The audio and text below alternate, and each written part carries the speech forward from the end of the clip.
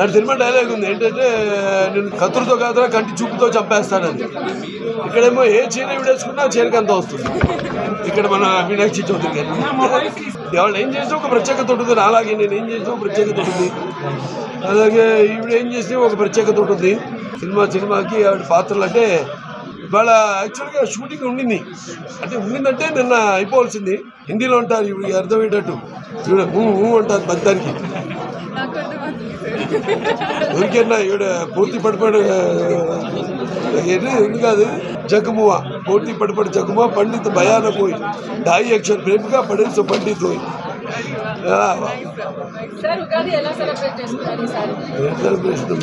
పచ్చడి చేశారు ఇంట్లో.